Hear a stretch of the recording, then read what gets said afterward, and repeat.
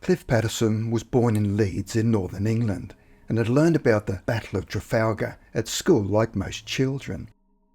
One day he read an article in the Yorkshire Evening Post. They were asking for volunteers who were willing to be hypnotically regressed.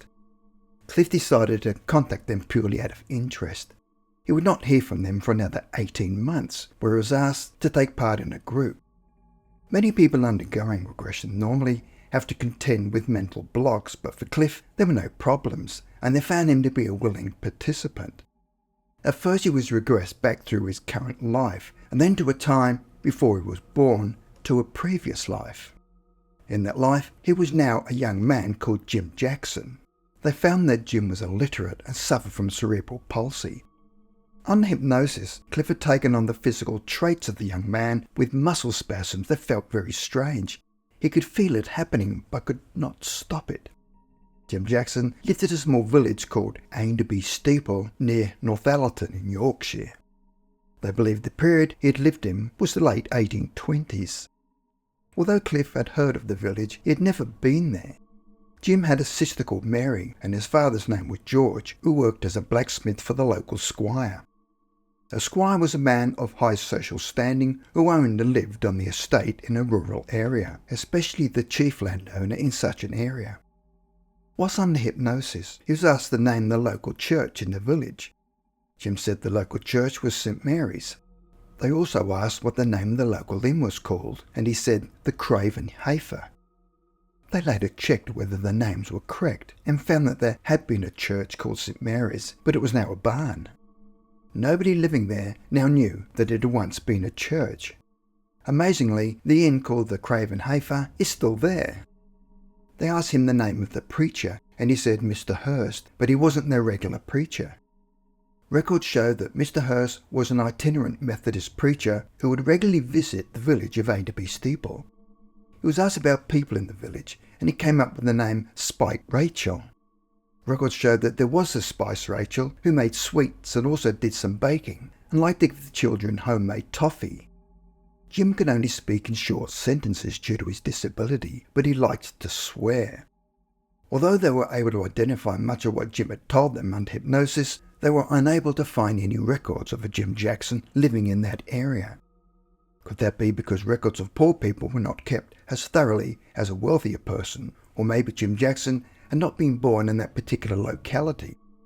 Local parishes kept a book that recorded births, baptisms, marriages and deaths, so there should have been some record of his existence somewhere, but probably not in Ainderby Steeple.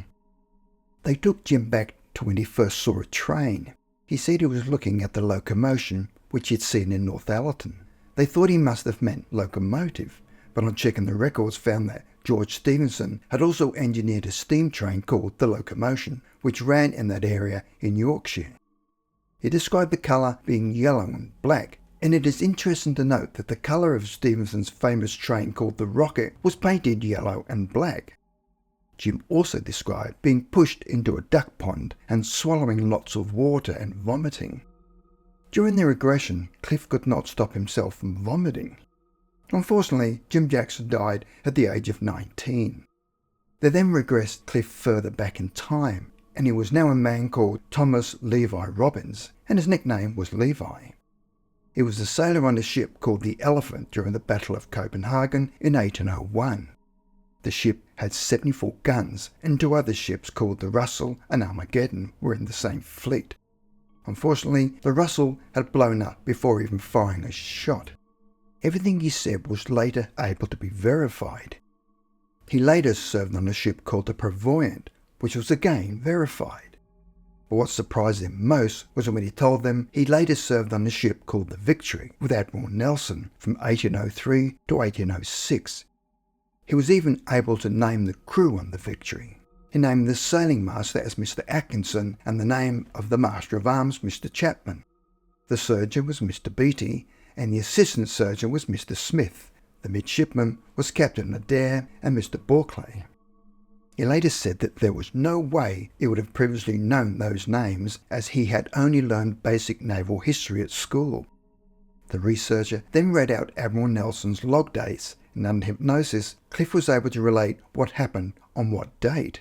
For example, they would say 11 a.m. on the 17th of October, 1805, and he'd respond with, "We becalmed," which meant the sea was calm. They would read out other dates, and he could tell them what the weather was like. Whatever date they read out what Admiral Nelson had written, he gave them the correct answer.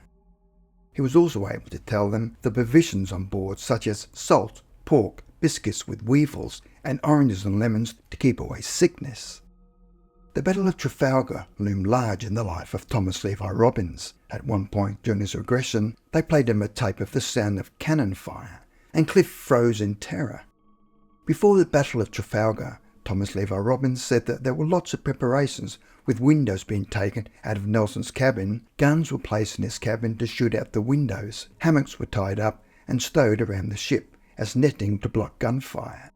The men had been trained well and were made to prepare their guns blindfolded so they were faster than the French.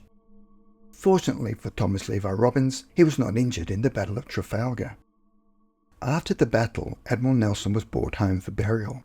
Apparently, Thomas Levi Robbins never attended the funeral. After serving on the Victory, Thomas Levi Robbins served on Pattison and then on Manila. On January the 28th, 1812, Manila was shipwrecked off the Netherlands and the crew was sent to France and imprisoned. Cliff was taken back to the date but was afraid to talk about it. They later found he was tortured with a garrote around his neck. He again survived and was repatriated on June the 4th, 1814. Thomas Levi Robbins later served on Royalist and Salisbury, and finally as a commander of Galliata in 1827. It appears that he died in the late 1820s when he was in his early 30s. After all of his sea battles, he did not die in battle but of natural causes. While regressed, all Cliff could tell them about his death was that he'd had a hard time breathing. It seems that after dying, he came back almost immediately as Jim Jackson in the 1820s. After the death of Jim, he then takes on the life of a woman called Emma Robertson, who was born in Reading in Berkshire in southern England about 1865. Cliff had never ever been to Reading, but later said he was familiar with the area. He said he lived in Cholmondeley Avenue. Records show that Emma Robertson had lived on that road, but initially believed it got the number wrong. But on further checking the records, Emma had lived in that street and number and had moved a few doors down. Under hypnosis, he offered further evidence by naming the church as St Bartholomew's and described the Victorian red brick town hall which had just been built in her day, and described a certain street near the cemetery. Everything he described as Emma proved to be correct. They asked Emma to go to a place owned by Sarah and Susan Cook, whose names they'd got from old records. Emma then went to a place called Castle Street, where she bought her hats. They found that the Cook sisters were milliners based in Castle Street. Everything proved to be correct. Emma then described the marketplace where she bought baskets, and that also proved to be correct. There appears to be a lot of evidence that Cliff Pattison had lived many lives as the researchers were able to find proof. But what if it is not reincarnation that we should be discussing, but a collective consciousness, where under hypnosis we're able to tap into this vast record of past lives and memories?